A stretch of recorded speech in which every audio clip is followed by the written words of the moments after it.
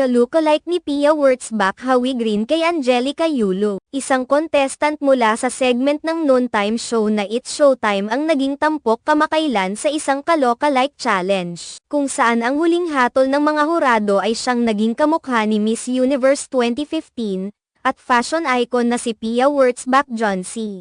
Sa segment, ipinakita ang contestant na si Glenn mula sa Makati City. At ayon sa mga hurado at manunood, may kamukang kamukha raw siya ni Pia. Ang pagkakapareho nila ni Pia Wurtzbach ay napansin sa mga facial features, lalo na sa mata at mga linya ng mukha, bagaman may pagkakaibang konti sa taas ni Glenn. Kaya't hindi ito gaanong tumugma sa height ng international beauty queen. Gayunpaman, hindi may kakaila ang kahalintulad nilang hitsura. Bukod sa Glenn, may isa pang contestant na ka-lookalike ni Pipay, isang social media personality at comedian, na kinilala rin bilang may ka-lookalike.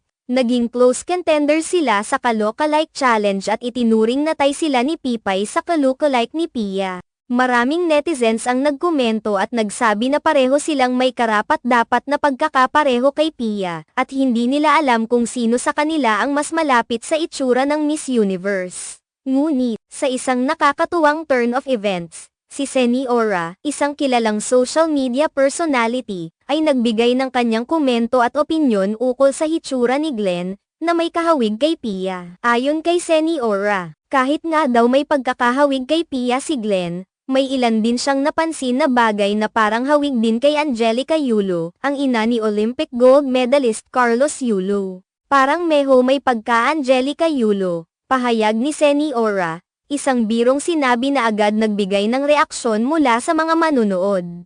Ang pahayag ni Seni Ora ay nagbigay diin sa isang nakakatuwang komento na hindi maiiwasan sa mga ganitong uri ng ka-lookalike challenges, kung saan hindi lang basta ang hitsura ang pinag-uusapan kundi pati na rin ang mga aspeto ng personalidad o iba pang pagkakatulad sa mga sikat na personalidad. Sa pamamagitan ng mga ganitong komento, nagiging mas magaan at masaya ang mga diskusyon sa social media at iba pang platforms.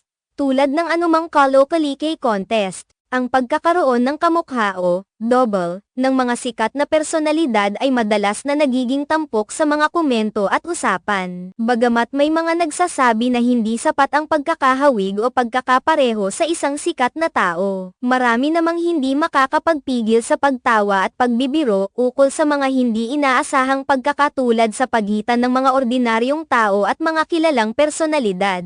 Ang ka-lookalike segment ng It's Showtime ay patuloy na nagbibigay aliw at kasiyahan sa mga manunood, at nagiging mitya ng maraming kwento at tawanan sa bawat episode. Sa bawat bagong contestant na humaharap sa hamon ng pagkakaroon ng kamukha ng isang celebrity, patuloy itong nagpapaalala sa atin na may mga tao sa paligid na hindi natin inaasahan na may mga kahawig na mga kilalang personalidad. Ang mga ganitong segment ay nagbibigay ng saya sa bawat manunood at hindi na rin bago ang mga komento at reaksyon mula sa mga fans na may kani-kanyang opinyon tungkol sa mga ka-lookalike contestants.